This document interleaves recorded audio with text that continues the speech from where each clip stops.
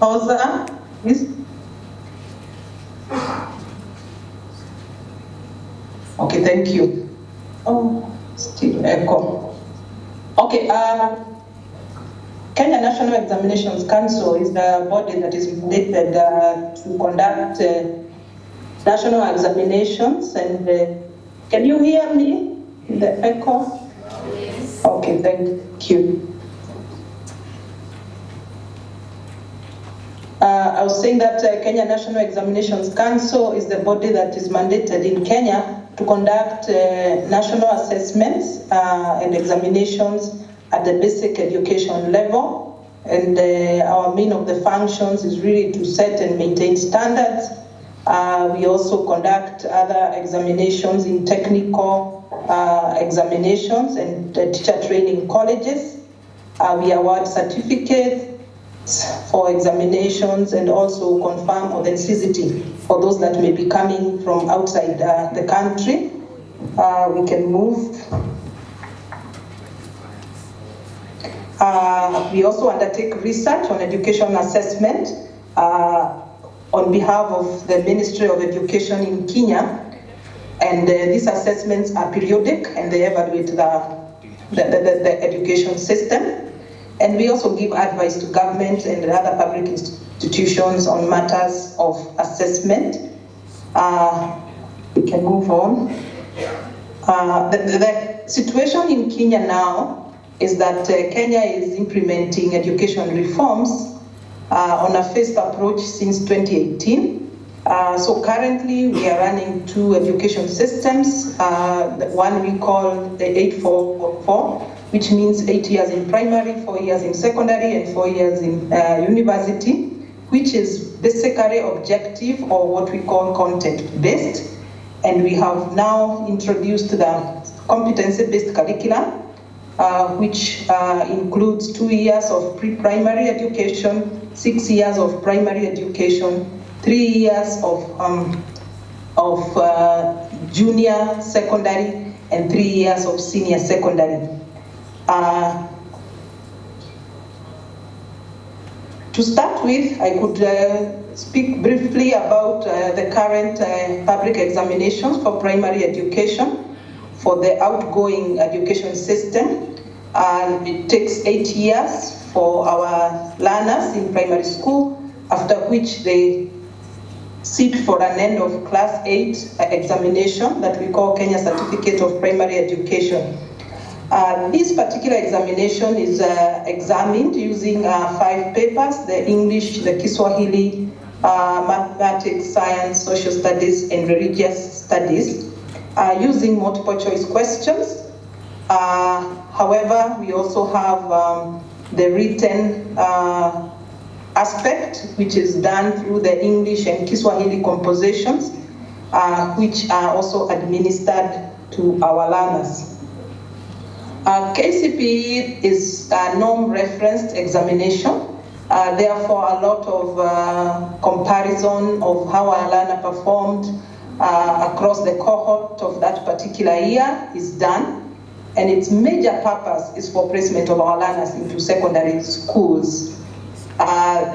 Kenya has embraced the 100% transition policy from primary to secondary, and therefore, irrespective of the marks that the learners score at grade 8, they still join secondary school education in the country. When we move to secondary education, we have national examinations that are conducted at the end of the 4 years, which we call Form 4 national examination. And somebody must have sat the primary certificate for you to be qualified to sit the Form 4 examination. Here, candidates are examined in at least 7 subjects as guided by regulations to our schools. Usually we group the subjects. There are many subjects, but we group them into compulsory subjects. Like Group 1 consists of English, which is compulsory to all candidates. Kiswahili is compulsory to those that have, except for those that have hearing impairment, who take Kenyan Sign Language. The other compulsory is mathematics. And in Kenya, we offer 2 alternative mathematics. We call one alternative A and another one alternative B. And the candidates are supposed to choose one. The differences here is that alternative A is mainly for those who are doing the pure sciences, the physics, the chemistry, and biology. Alternative B is deemed to be slightly not very difficult, and therefore is taken by those learners who take general science, and especially our learners who probably have some disability and end up doing biology for the blind, and so on.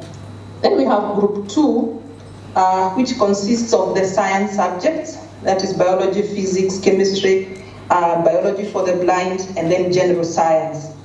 Group 3 is the humanities, or the social sciences. We have history and government, geography, and the religious education. Group 4, we have what we call technical subjects, which include home science, art and design, agriculture, woodwork, metalwork, building, power mechanics, electricity, drawing and design, aviation, technology, and computer studies. And the last group of examination is what we call group 5. Here we have the foreign languages, the French, German, Arabic, Kenyan Sign Language, music, and business.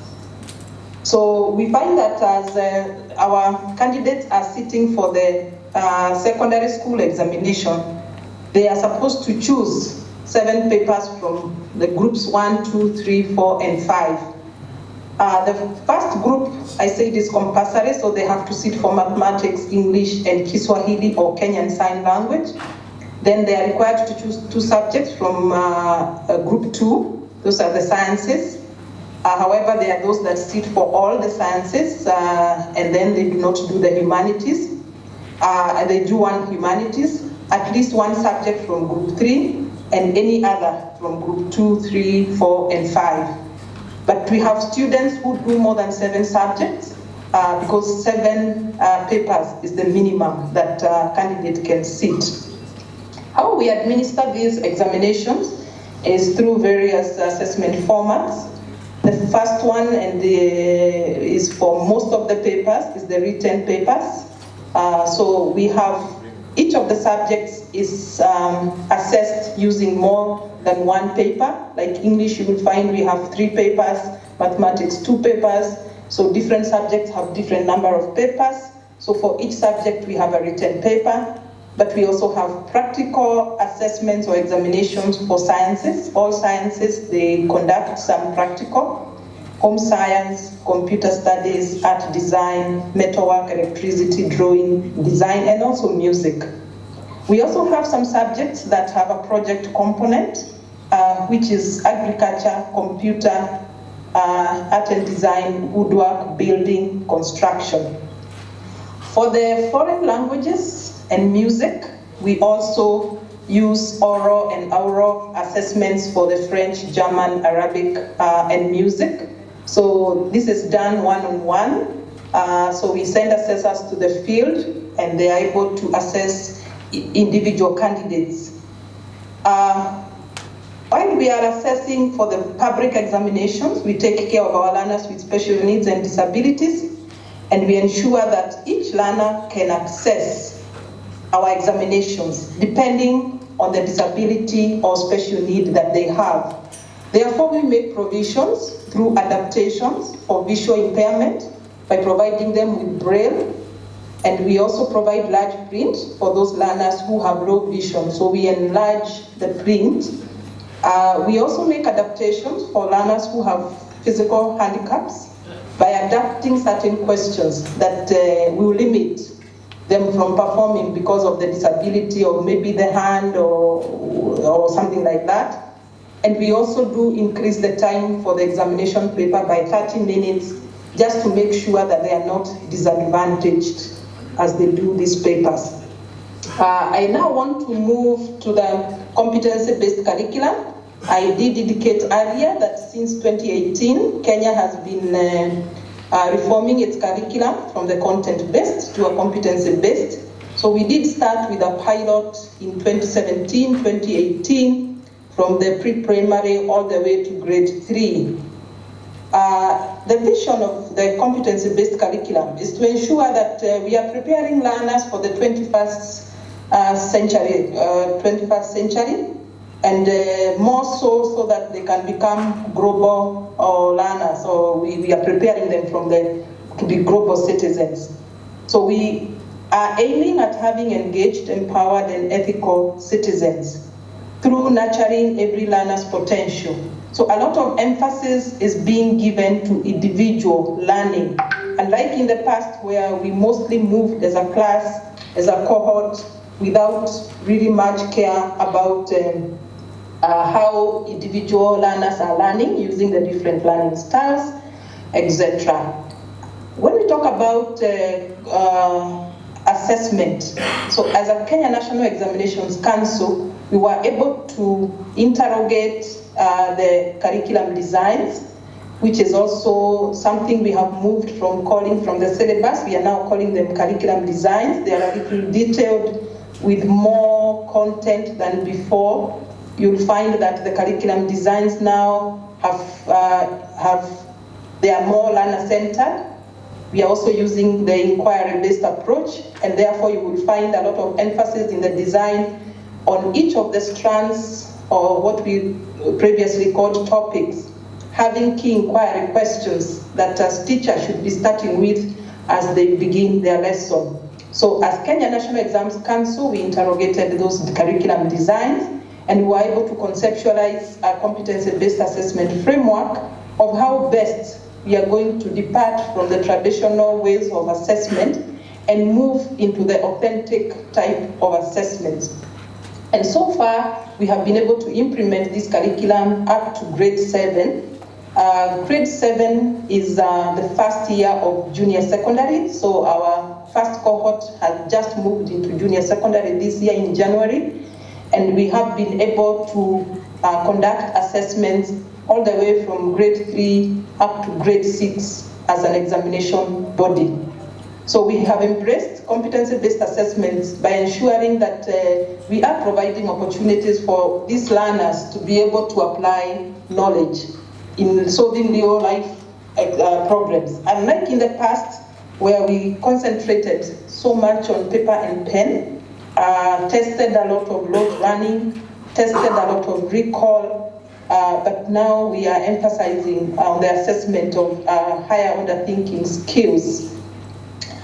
We have therefore embraced assessment for learning, which is really formative assessment that we want to assess so that we can improve learning and teaching. We want to inform the teaching or the learning process using the feedback that we get from the assessments. And therefore you'll be seeing that we have been able to embrace a lot of assessment tools that help to give feedback to the entire education system, not only to the learner, to the parent, to the teacher, and even to the community and all stakeholders within the education. We have also embraced assessment as learning by emphasizing a lot on self and peer assessments. So you will find that the kind of assessments that teachers are giving, and even the Kenya National Exams Council, which is also giving some school-based assessments which are standardized for the schools to use or formatively, then you will find that the kind of tasks that are being given really are gearing towards the learner assessing themselves and also learners assessing themselves in the class. Issues like using portfolio, issues like using a lot of group work, issues of participating in community service learning, etc., have helped them to be in charge of their own learning. We are also having the assessment of learning. At the end of critical grades, a critical grade here is the end of each of the tiers. Then the competency-based curriculum comprises of 3 tiers.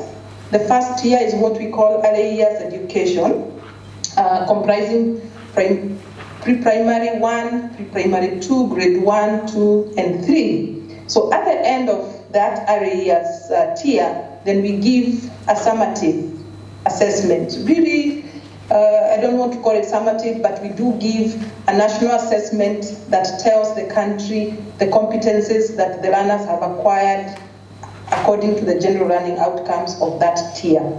Then the next tier is what we call the middle school. The middle school combines grade 4, 5, which is essentially upper primary, and grade 7, 8, and 9, which is essentially junior secondary. So at the end of grade 6, this marks a critical phase where learners now transit from primary education to secondary education.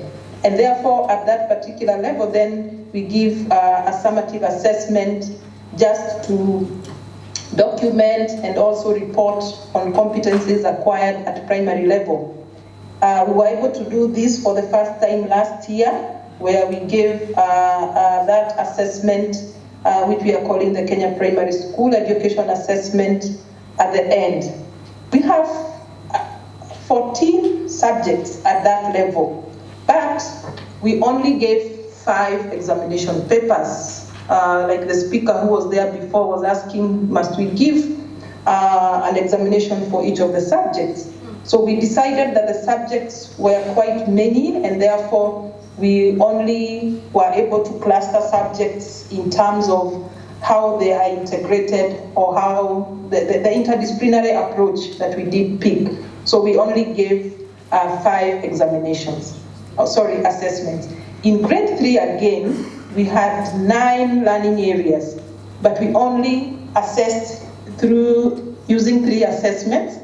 That is literacy, English, numeracy, mathematics, and then we had 1 which we are calling integrated learning assessment, which is essentially a project that draws experiences from the various subjects for learners to solve problems, conduct that particular project in a span of 2 months. So the ILA, or the integrated assessment, again, is something that is quite innovative and well appreciated, and I'll be speaking into that shortly. So in the implementation of the competency-based assessment, we have had some shift.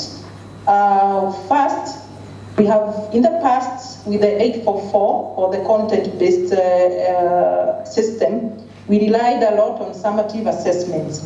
But now we are shifting, and we are relying a lot on formative assessments, to the extent that even when we are doing like the grade 6, then we were able to say that we needed to have a 60% coming from the formative assessment and a 40%. However, at the end of last year, things changed and we didn't use that for placement, but we still are emphasizing on formative assessments right from grade 4, 5, and 6.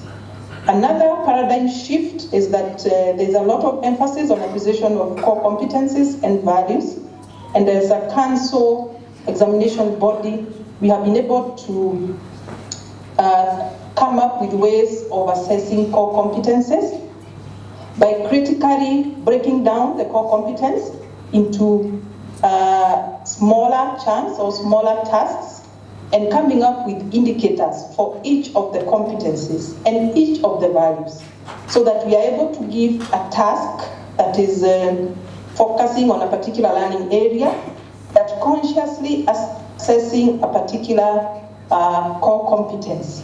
So we have done that, and we are able to assess and report on acquisition of core competencies and values. We are de-emphasizing grading and ranking, and embracing more qualitative reporting. So you will find that from grade 1 all the way to grade 6, we have been training the teachers to use reporting using the rubric, using observation checklists, using observation schedules, and so that we de-emphasize the grading and the ranking, which have sometimes led to malpractice, which sometimes have led to load learning instead of acquisition of the desired competencies.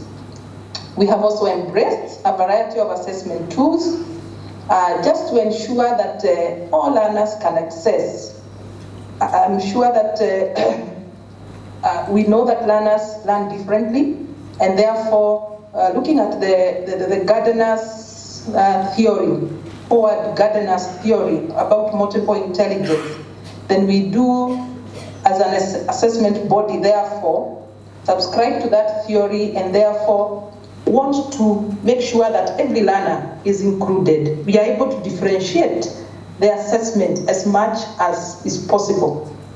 Also, because the formative assessments requires a lot of stakeholder engagement, we therefore are embracing a lot of improvisation and using of locally available materials, not only to reduce the cost, but also to bring in the issue of the core competence of creativity and imagination, and so that learners also can relate with what they have within their environment. The other paradigm shift is that we have integrated ICT in our assessment, and have now moved, for the formative assessments, we have moved away from paper and pen in the fact that we are not printing as an examination body and distributing the way we do for national examinations. So what we are doing is that we have developed a competency-based assessment portal where we upload the assessment tools on the portal, and each school gets a username and password, and they're able to access them, download, or even use the tablets or the digital devices that they have within the schools to administer that particular assessment.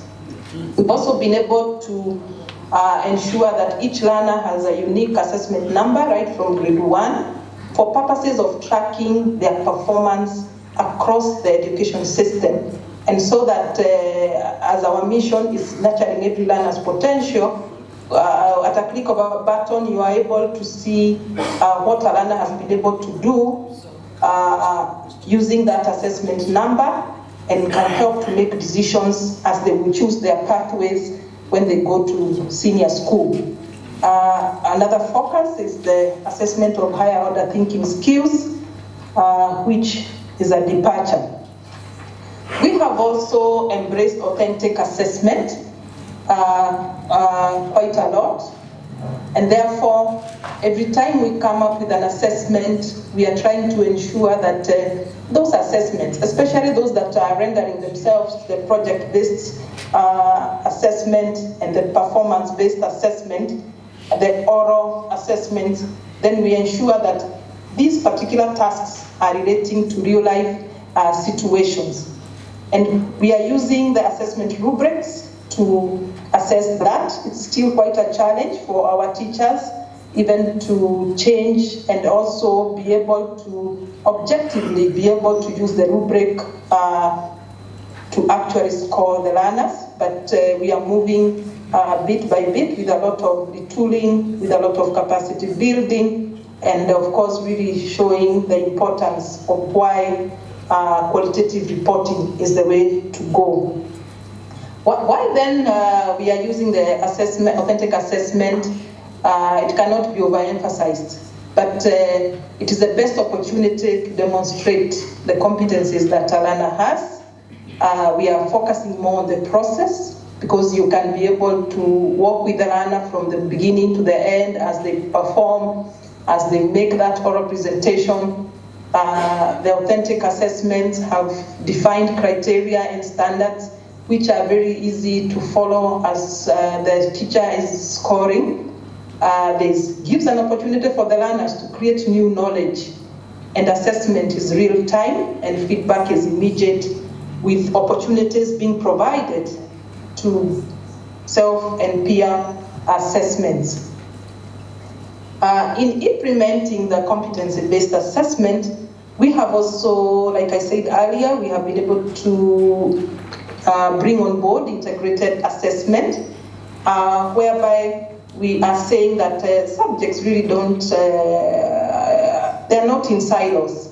And therefore it's important that we draw knowledge that is from different subjects to be able to answer certain questions, to do certain projects, and therefore reduce the load, at the same time bring on board critical thinking skills, higher order thinking skills as we do the integrated assessments, which we have begun in grade 3, in grade 6, and also in our teacher training assessments. We have been able to do the integrated assessment. And we hope to use this a little more when we begin to assess at junior secondary at grade 7, 8, and 9. We have also been able to embrace performance tasks and the portfolio assessment right from grade 3. Still a challenge, but I would say that we are making strides. It will take some time for the teachers really to be able to do a good portfolio, of course with the guidance of us and other teachers. The benefits cannot be overemphasized again, why integrated assessment is the way to go, because you can assess a number of learning outcomes together. What we do is that we do come up with a theme. That theme, then we are able to see how do we use, for example, we can come up with a theme of coming up with a good environment for well-being, which is in one of the subjects like environmental or in science and technology. And then we look and see how do the other strands within other subjects, how can they fit into that particular theme, come up with tasks, and then come up with ways of assessing that. I've said we have been able to do that for grade 3, and it has turned out to be a success.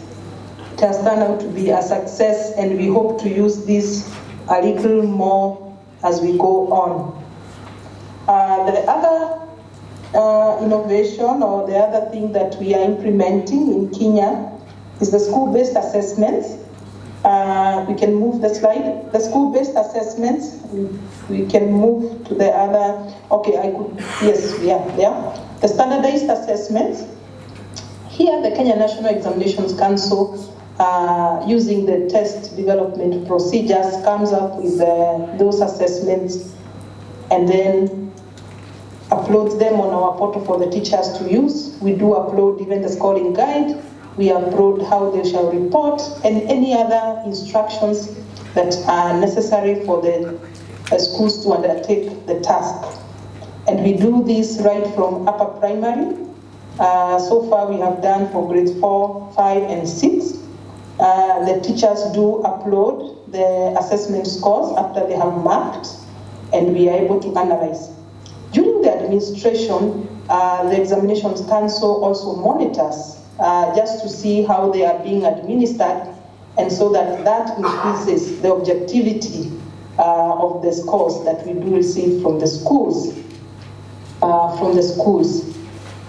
These school-based assessments are really conducted over flexible periods of time. We do not timetable so that the schools can be able to feel free and administer them at we only give a duration of when they should be conducted.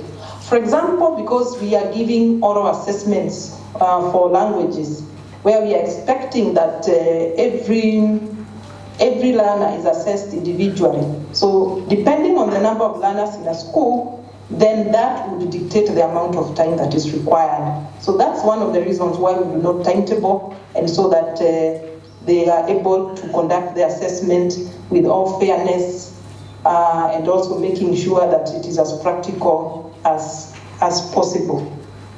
In conducting the school-based assessments, we are using the practical approaches, project approaches.